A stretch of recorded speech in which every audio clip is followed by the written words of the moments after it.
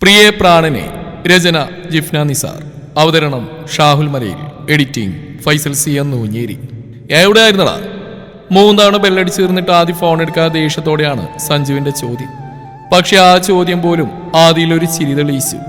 തനിക്ക് മുന്നിൽ നിൽക്കാൻ വയ്യാതെ അടുക്കളയിലേക്ക് ഓടിപ്പോയവൾക്ക് പിറകെ അവനും ചെന്നു. ഡാ അലറും പോലെയുള്ള സഞ്ജുവിന്റെ വിളി കേട്ടതും ആദി പല്ലുകടിച്ചുകൊണ്ട് ആ ഫോൺ ചെവിയിൽ നിന്ന് അകറ്റിപ്പിടിച്ചു. വിളിച്ച കാര്യം പറയടാ, ആദി ചോദിച്ചു. നീ ഇപ്പൊ എവിടെയുണ്ട്? സഞ്ജു യാത്രയിലാണെന്ന് തോന്നുന്ന വിധമാണ് അവന്റെ സംസാരം കേൾക്കുന്നത്. ഞാൻ എൻ്റെ വീട്ടിൽ. എൻ്റെ ഭാര്യ എനിക്ക് ചായ ഉണ്ണിയപ്പം ഉണ്ടാക്കി വെച്ചിട്ടുണ്ട്, അത് കഴിക്കാൻ നിൽക്കുക. നീ വിളിച്ച കാര്യം പറയടാ മോനെ സഞ്ജയ് ബാലകൃഷ്ണ.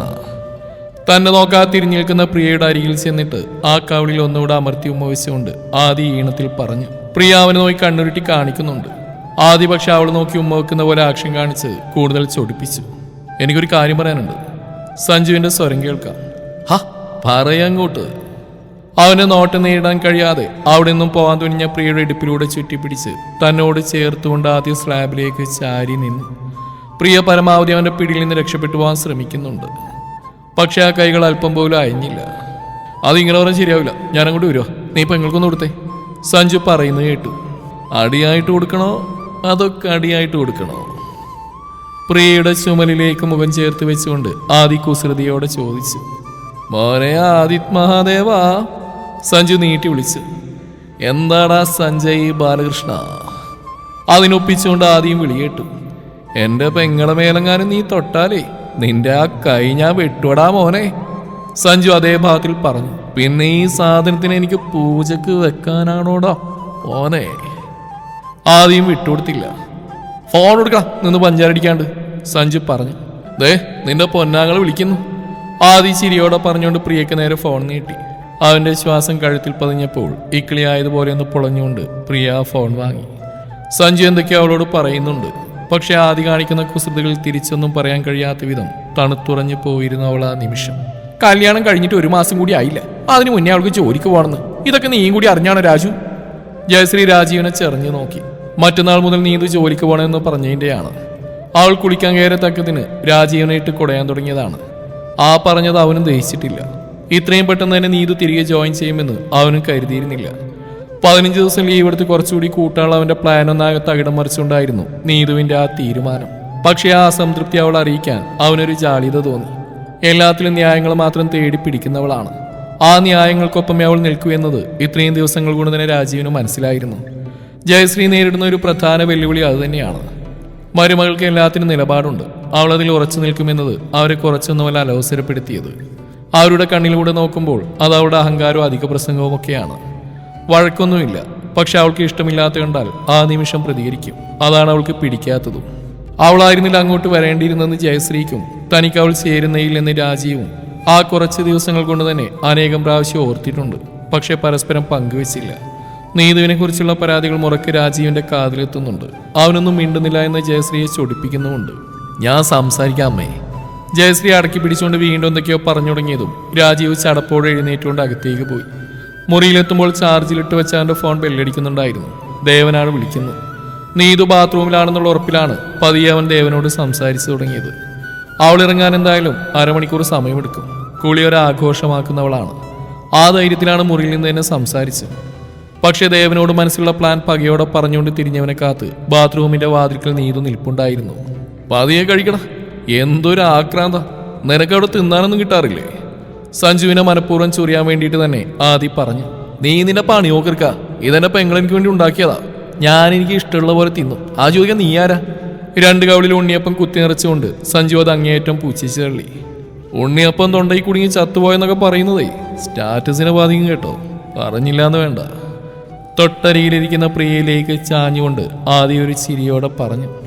അത് ഞങ്ങളങ്ങ് സഹിക്കും അല്ലേ സഞ്ജു? ആദ്യം പിടിച്ചൊരു തള്ളു കൊടുത്തുകൊണ്ട് പ്രിയ സഞ്ജുവിനെ ഐക്യദാർഢ്യം പ്രഖ്യാപിച്ചു. പിന്നെ അല്ല, അവന്റെ ഒരു കണ്ടുപിടുത്തം. സഞ്ജു ഒന്നുകൂടെ എടുത്ത് വായിലേക്ക് തിരികെ. നീ എന്തോ മാരകാര്യം പറയാനുണ്ടെന്ന് പറഞ്ഞ് ഓടിപ്പാഞ്ഞു വന്നതല്ലേ? ആദ്യം അവന് നേരെ തിരിഞ്ഞിരുന്നുകൊണ്ട് ചോദിച്ചു. ഓഹ്, അതിനെക്കുറിച്ച് പറയാൻ കുറേയേറെ ഉണ്ട്.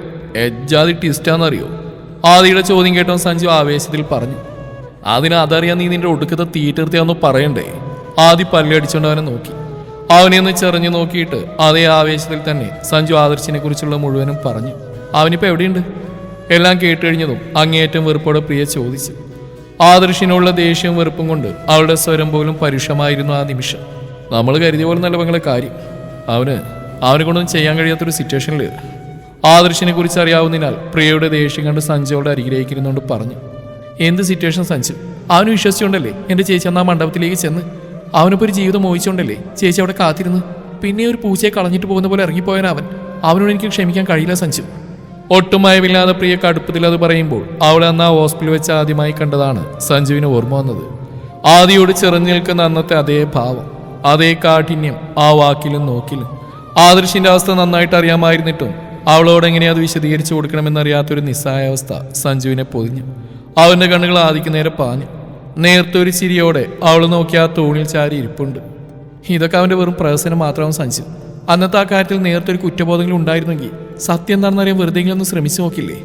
അന്നൊന്നും ചെയ്യാതെ നൈസായിട്ട് രക്ഷപ്പെട്ടു പോയിട്ട് ഇനിയിപ്പോൾ ഇത് വന്ന് പറയുമ്പോൾ സിമ്പതി കിട്ടുമെന്ന് കരുതി കാണും, അത്ര തന്നെ. പ്രിയ ഉള്ളിൽ അമർഷങ്ങളൊക്കെ ചൊടിയോടെ പറഞ്ഞു തീർക്കുന്നുണ്ട്. അല്ല, അതങ്ങനെ അല്ല പെങ്ങളെ. സഞ്ജു ഒരു നിമിഷം വാക്കുകൾക്കായി പരതി. എനിക്ക് കേൾക്കണമെന്നില്ല സഞ്ജു. എന്തൊക്കെ നീ ഇനി പറഞ്ഞാൽ ആ ദുഷ്ടനോട് എനിക്ക് ഇത്തിരി പോലും അലിവ് തോന്നുകയില്ല. കാരണം ഉപേക്ഷിച്ചു പോകുന്ന ഒരു തെറ്റെൻ്റെ ചേച്ചി അന്നും ഇന്നും ചെയ്തിട്ടില്ല. അനിയത്തി ഒളിച്ചോടി പോയെന്ന് കരുതി അതൊരു കാരണമാക്കി രക്ഷപ്പെട്ടു പോയവനാ. എന്നിട്ടിപ്പോ പ്രിയക്ക് കരിപ്പ് തീരുന്നില്ല. സഞ്ജയോട് വീർപ്പിച്ചു പിടിച്ച മുഖത്തേക്ക് നോക്കി വെട്ടിലായതുപോലെ ഇരുന്നു. ആദിയോട് മാത്രം ഒതുക്കത്തിൽ കാര്യം അവതരിപ്പിച്ചാൽ മതിയായിരുന്നു അവന് തോന്നിപ്പോയി. പെട്ടെന്ന് തോന്നിയൊരു ആവേശത്തിൽ ഇറങ്ങി പുറപ്പെട്ടു പോകുന്നത് തന്നെ അബദ്ധമായി തീർന്നിരിക്കുന്നു. പറഞ്ഞിട്ടും ദേഷ്യം തീരാതെ പിന്നെ എണ്ണിപ്പെറുക്കി പറഞ്ഞിരിക്കുന്നവളെ അവൻ നെടുവീർപ്പോടെ നോക്കി. പോയ ബുദ്ധി ആന പിടിച്ചാലും കിട്ടില്ലല്ലോ. അന്ന് ആ സ്കൂളിൽ വെച്ച് ഞാനും നീയും തെറ്റ് ചെയ്തിട്ടാണോ കൃഷ്ണ നമ്മൾ അവിടെ ഇട്ട് എല്ലാവരും കൂടി അത്രയും ക്രൂശിച്ച്? മൗനം മുടച്ചത് ആദിയുടെ ചോദ്യമായിരുന്നു. പ്രിയ അവനെ പകച്ചു നോക്കി. അന്നാരെങ്കിലും നമ്മളോട് ചോദിച്ചിരുന്നു സത്യം എന്താണെന്ന്? തന്നെ നോക്കിയിരിക്കുന്നവളോട് ആദ്യം മൃദുവായി ചോദിച്ചു. അന്നത്തെ അവസ്ഥയിലേക്ക് പെട്ടെന്ന് എടുത്തെറിയപ്പെട്ട പോലെ പ്രിയ ഒന്ന് വിറച്ചു. നമ്മൾ ആഗ്രഹിച്ചിട്ടാണോ അന്ന് അവർ എന്നെയും നിന്നെയും ചേർത്ത് വെച്ചത്?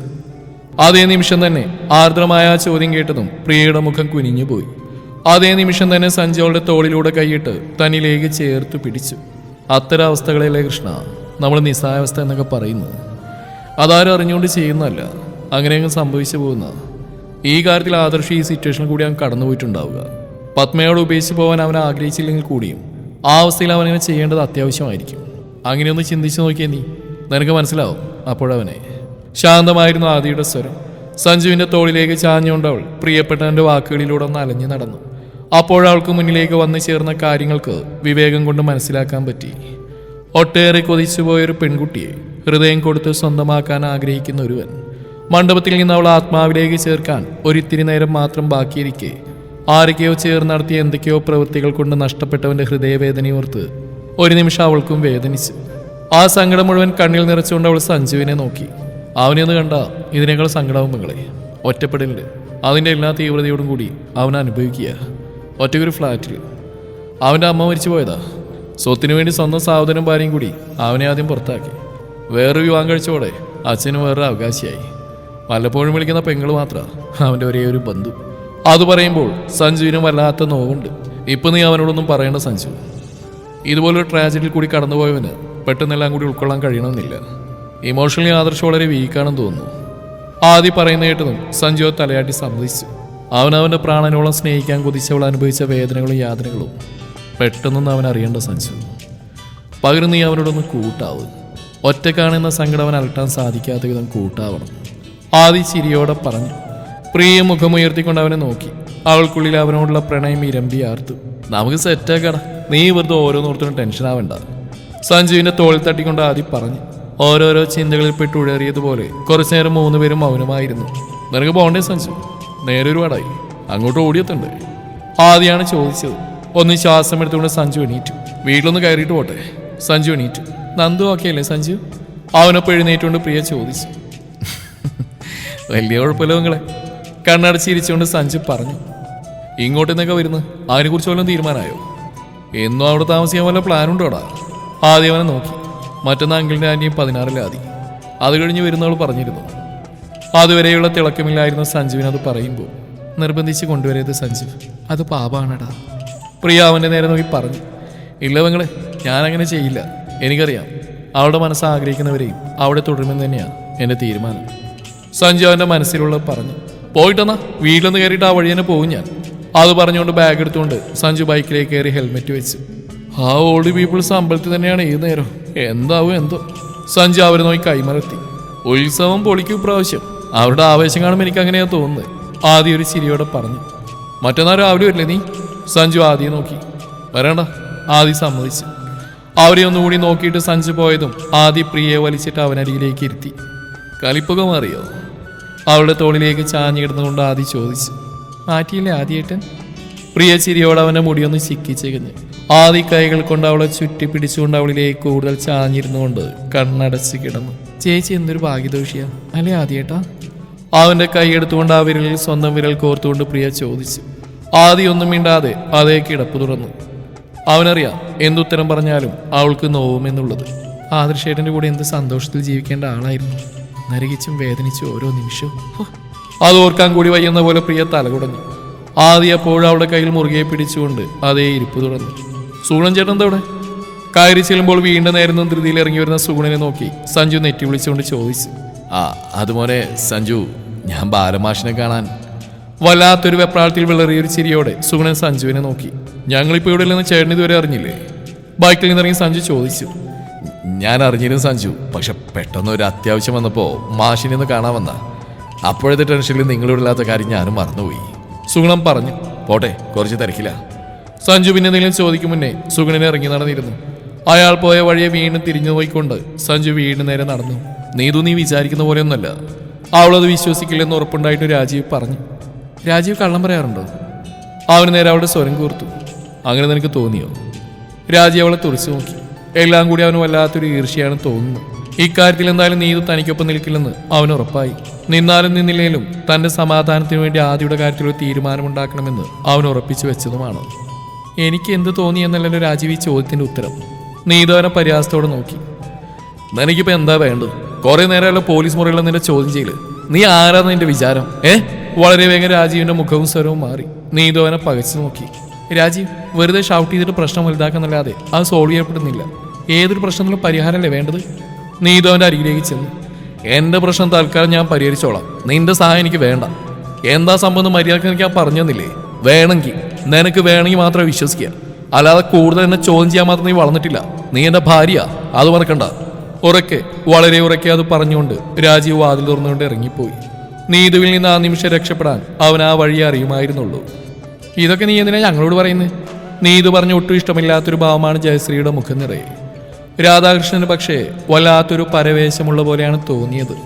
അവളൊരു നിമിഷം അവരെ രണ്ടുപേരെയും നോക്കിയിരുന്നു. നിങ്ങളുടെ മകനെ സംബന്ധിച്ചൊരു കാര്യം ഞാൻ നിങ്ങളോടല്ലാതെ പിന്നെ ആരോട് പോയി പറയും?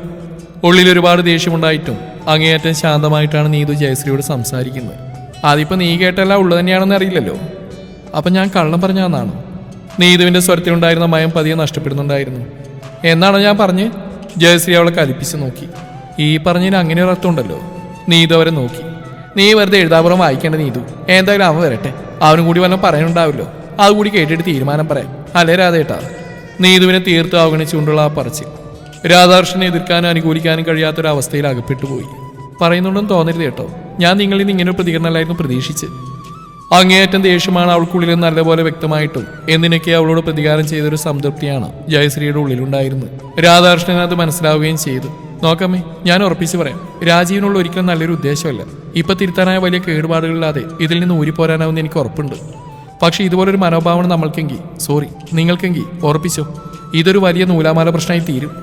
നീതു മുന്നറിയിപ്പ് പോലെ പറഞ്ഞിട്ടും ജയശ്രീക്ക് വലിയ കുലുക്കമൊന്നുമില്ല. രാധാകൃഷ്ണൻ അവളോട് എന്തൊക്കെയോ പറയണമെന്നുണ്ടായിരുന്നു. പക്ഷെ ആ അവസരത്തിൽ താൻ എന്ത് പറഞ്ഞാലും നീതുവിനോടുള്ള നീരസം കൂടി ജയശ്രീ തന്നോട് തീർക്കുമെന്ന് ഉത്തമ ബോധ്യമുള്ളതുകൊണ്ട് തന്നെ അയാൾ നിസ്സഹായതയോടെ മൗനത്തിലാണ്. എനിക്ക് പറയാൻ ഇത് ആരും ഇല്ലായിട്ടല്ല കേട്ടോ, ഞാനിതിപ്പോൾ വന്ന് നിങ്ങളോട് പറഞ്ഞ്. ജയശ്രീയുടെ മൊത്തം പുച്ഛം തിരിച്ചറിഞ്ഞിട്ട് തന്നെയാണ് നീതു അങ്ങനെ പറഞ്ഞ്. രാജീവ് നിങ്ങളുടെ മകനാണ്. നിങ്ങളുടെ മകന് തെറ്റുപറ്റിയ അത് നിങ്ങളോടാണ് പറയേണ്ടത്. അത് തിരുത്തി ശരിയായ വഴി പറഞ്ഞു കൊടുക്കേണ്ടത് നിങ്ങൾ തന്നെയാണ്. നിങ്ങളെന്നല്ല, ഏതൊരു പാരൻസിൻ്റെയും കടമയും ഉത്തരവാദിത്വമാണത്. വല്ലാത്ത കടുപ്പത്തിൽ പറയുന്ന നീതുവിനെ രാധാകൃഷ്ണൻ നെഞ്ചിരിപ്പോടെ നോക്കിയിരുന്നു. ഇടയ്ക്കിടെ അയാളുടെ നോട്ടം ജയശ്രീയുടെ നേരേക്ക് നീളും. ഞാനെന്തായാലും തെറ്റിന് കൂട്ടുനിൽക്കില്ല. രാജീവ് പറഞ്ഞ പോലെ ഭാര്യയാണ്, അതുകൊണ്ടെല്ലാം വെള്ളം തൊടാതെ വിഴുങ്ങിക്കളയണമെന്നില്ല. അതൊന്ന് ഓർമ്മിപ്പിച്ചെന്നാ നീതു ഇരുന്നിടത്തുനിന്ന് എഴുന്നേറ്റുകൊണ്ട് പറഞ്ഞു. 2 ദിവസം നിങ്ങൾക്ക് മുമ്പിലുണ്ട്. ഇതുപോലെ തണുത്ത ഭാവമാണ് നിങ്ങൾക്കെങ്കിൽ തീർച്ചയായിട്ടും ഞാൻ ഈ വിഷയം എൻ്റെ പേരൻസിനെ അറിയിക്കും. അത് പറഞ്ഞപ്പോൾ മാത്രം ജയശ്രീ ഞെട്ടിക്കൊണ്ട് അവളെ നോക്കി. നിന്നോടല്ലേ നീതു ഞാൻ മലയാളത്തിൽ പറഞ്ഞ് അവൻ വരട്ടെ, ഞാൻ ചോദിക്കാന്ന്. പിന്നെ എന്തിനാ നീ ഇങ്ങനെ ഇത്രയും ചെറിയൊരു പ്രശ്നം വലിച്ചു നീട്ടി വലുതാക്കി വഷളാക്കുന്നത്? കുടുംബത്തിനെ നാറ്റിക്കാനാണോ നിന്റെ ഭാവം? വല്ലാത്തൊരു അരിശത്തോടെ ജയശ്രീ അവൾക്ക് നേരെ ചീറി.